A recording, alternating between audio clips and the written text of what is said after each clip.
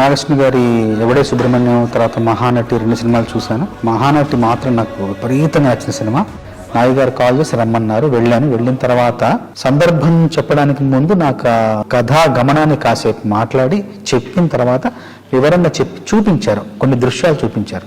ఆ ఊరిని చూపిస్తూ కాశీలో జరిగే పరిణామాలు కావచ్చు, జరిగే మార్పులు కావచ్చు, జరిగే ఆ జీవన విధానాన్ని అంతా కళ్ళగట్టినట్టు చూపించారు. నాయుడు గారు కూడా స్పష్టంగా చెప్పారు ఏం కావాలి, ఆ సందర్భం యొక్క ఉద్దేశం ఏంటి, ఆ సందర్భంలో తను ఏం చెప్పాలనుకున్నారని చాలా స్పష్టంగా చెప్పారు. చెప్పిన తర్వాత నేను ఆ దృశ్యాన్ని మనసులో పెట్టుకుని వెళ్ళాను. వెళ్ళి ఒక 3 రోజులు శ్రమించి ఆ మొదటి 3 వాక్యాలు ఏదైతే క్లిష్టంగా ఉన్నాయో అది కేవలం ఒక గంట సమయంలో మొత్తం రాసేసి, మిగతా పాట ఇంకొక అరగంటలో రాసేసి మొత్తం 1.5-2 గంటల పాట మొత్తం పూర్తి చేశాను. ఆయన వెళ్ళి కలిసి పాట వినిపించాను.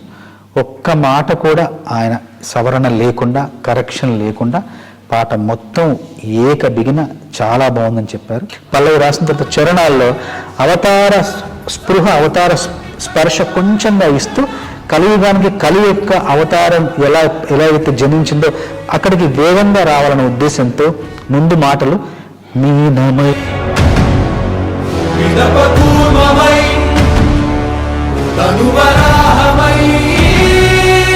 మనకు సాయమై ఎన్నో అద్భుతాలు సృష్టించి మనం పుట్టినప్పటి నుండి చూడలేని, నా జీవితంలో నేను పుట్టినప్పటి నుండి నేను సినిమాల్లో చూడలేని ఎన్నో అద్భుతాలు, ఎన్నో విచిత్రాలు ఈ సినిమాలో చూసే అవకాశం ఈ సినిమా ద్వారా నాకు లభించింది. నాకింత గొప్ప అవకాశాన్ని ఇచ్చిన నాగి గారికి, స్వప్న గారికి, దత్ గారికి మనస్ఫూర్తిగా ధన్యవాదాలు తెలియజేస్తాను.